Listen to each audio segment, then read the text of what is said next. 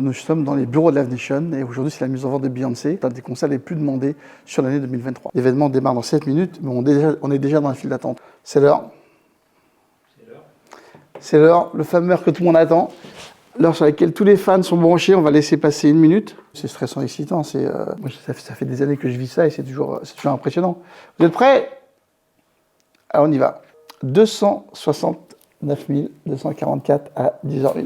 Bienvenue à la file d'attente. Et là, je me suis levée tôt pour pouvoir avoir des places pour le concert de Beyoncé. Est-ce que je rêve ou il y a vraiment 175 000 personnes devant moi? 10h02, si je me branche à 10h02, je suis 283e. Voilà. Et là, vous avez une chance d'avoir un ticket À 283, je pense pas. C'est toujours délicat. Mais de toute façon, on est face à une demande qui est exceptionnelle. Donc là, vous avez 32 000 ventes évidentes et 2400 places dans les paniers. Là, techniquement, tout est parti. Je pense que la bonne technique, c'est d'avoir plusieurs sites de vente, plusieurs ordinateurs, plusieurs téléphones, plusieurs iPads, et puis essayer d'avoir plusieurs paniers. Je pense que c'est une bonne technique. Je comprends complètement la frustration des gens qui arrivent à 10h, comme là on l'a fait. On a fait exactement ce que le client lambda peut faire. À 10h, il va sur un site et il est arrivé 265e. On a une problématique d'offre et de demande. Aujourd'hui, on ne peut pas vendre plus de places que de capacité de stade et de salle. On va ouvrir la Fnac pour aller voir où ils en sont, eux. On va aller voir sur le site du Stade de France. On va voir comment ça se passe chez eux. Bon, ils ont craché. Je pense que le site du Stade de France a craché par rapport à la demande. La file d'attente, ça permet de réguler un site. Et donc, les gens rentrent dans une file d'attente, prennent une place, et ça crache beaucoup moins. Alors qu'avant, il n'y avait pas de file d'attente. Les gens arrivaient tous à 10h sur une file d'attente. Et là, effectivement, quand vous avez 200 000 personnes sur un tuyau, parce qu'il faut imaginer que la billetterie, c'est un tuyau. Si on a 200 000 personnes qui arrivent en même temps sur un tuyau, ça explose.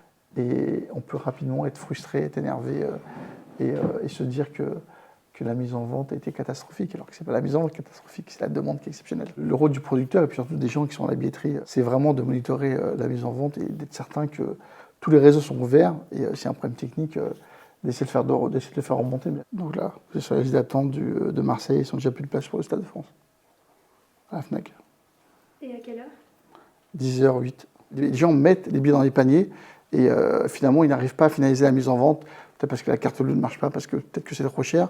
Et du coup, au bout de 15-20 minutes, les paniers sont relâchés. On peut avoir accès à des places qui ont été relâchées. C'est-à-dire qu'il faut être assez vif. C'est redisponible, mais je pense que le temps de se remettre dans la queue... Tu vois, là, par exemple, si j'achète une place, on va en acheter qu'une. Malheureusement, vous n'avez pas réussi à se faire la demande. Voilà, trop tard. Mais il y a un gars devant moi qui a réussi à l'avoir. Je pense. Moi, je suis toujours impressionné parce que faut que les gens ils aient une véritable envie, une véritable pugnacité pour avoir des places. Et moi, je tire le chapeau à ceux qui arrivent à les avoir parce que c'est vrai que c'est une véritable organisation. Il y a un nombre de places limité par personne? Sur les concerts, c'est entre 4, 6 et 8. Et là, je pense que sur Beyoncé, c'est 4. C'est pour éviter la revente après? Ouais, c'est pour se dire qu'aujourd'hui, les gens achètent pour leurs amis, mais très peu pour leur vendre. Mais on a vu, par exemple, sur des concerts comme Chris Brown ou autre, que les gens achètent 4 places, 2 pour eux et 2 qui revendent pour se payer des billets. Donc c'est pas forcément comme je dis aux États-Unis où c'est un véritable marché parallèle. C'est des gens qui achètent pour se payer leurs propres billets, pas forcément dans un but créatif. La demande pour Beyoncé a été énorme. Les billets disponibles sont maintenant épuisés. Il ne reste plus que des packages. Et il en est de même sur le site de la Fnac. Donc officiellement, le concert de Beyoncé est complet. Bravo à ceux qui ont eu des billets et dommage pour les autres.